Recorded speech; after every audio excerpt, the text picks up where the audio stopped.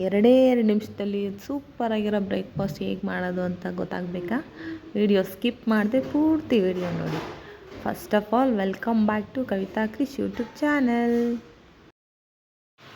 First ಒಂದು ಕಡಾಯಿ ಇಟ್ಕೊಂಡು ಎಣ್ಣೆ ಹಾಕ್ಕೊಬೇಕು. ಸೊ ಎಣ್ಣೆ ಬಿಸಿ ಆದಮೇಲೆ ಫಸ್ಟ್ ಎಣ್ಣೆನೆ ನಾನು ಕಡಲೆ ಬೀಜ ಹಾಕಿ ಹುರಿತಾ ಇದ್ದೀನಿ. ಯಾಕಪ್ಪ ಅಂತ ಹೇಳಿದರೆ ಫಸ್ಟೇ ಕಡಲೆ ಬೀಜ ಹಾಕಿ ನಾವು ಫ್ರೈ ಮಾಡೋದ್ರಿಂದ ಕಡಲೆ ಬೀಜದ ಕ್ರಿಸ್ಪಿನೆಸ್ ಹಾಗೇ ಇರುತ್ತೆ. ಸೊ ನೆಕ್ಸ್ಟು ಕಡಲೆಬೇಳೆ ಹಾಕ್ಕೊಂಡು ಸ್ವಲ್ಪ ಫ್ರೈ ಮಾಡ್ಕೋಬೇಕು.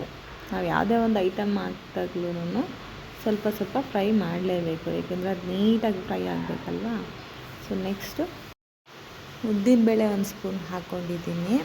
ಸೊ ಎಲ್ಲನೂ ನಾನು ಒಂದ್ಸಲ ಫ್ರೈ ಮಾಡ್ಕೊತೀನಿ.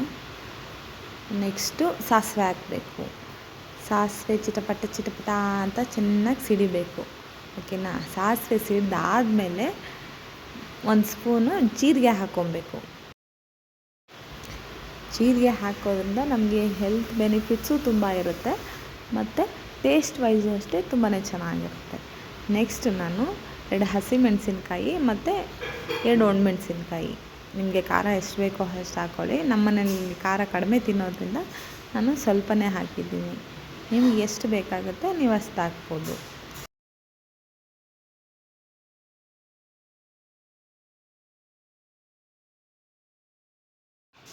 ಬೆಳ್ಳುಳ್ಳಿ ಮತ್ತು ಶುಂಠಿನ ನಾನು ಸ್ವಲ್ಪ ಸ್ಮ್ಯಾಶ್ ಮಾಡಿ ಇಟ್ಕೊಂಡಿದ್ದೀನಿ.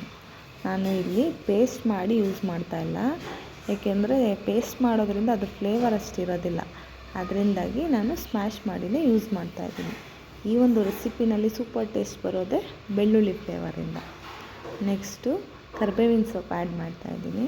ಸೊ ಕರಿಬೇವಿನ ಸೊಪ್ಪು ಚಿಟಪಟ ಅಂತ ಅದು ಸೌಂಡ್ ಮಾಡಬೇಕು.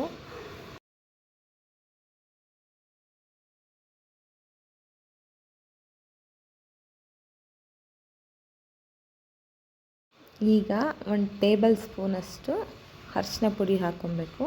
ಸೊ ಅರಿಶಿನ ಪುಡಿ ಹಾಕಾದಮೇಲೆ ನಾವು ಗ್ಯಾಸ್ ಆಫ್ ಮಾಡಿಬಿಡಬೇಕು. ಗ್ಯಾಸ್ ಆಫ್ ಆದಮೇಲೆ ನಾನು ಒಂದು ಫುಲ್ ನಿಂಬೆಹಣ್ಣು ತೊಗೊಂಡಿದ್ದೀನಿ. ಸೊ ನಿಂಬೆಹಣ್ಣು ಹುಳಿನ ಡೈರೆಕ್ಟಾಗಿ ನಾನು ಆ್ಯಡ್ ಮಾಡ್ತಾಯಿದ್ದೀನಿ ಇಲ್ಲಿ.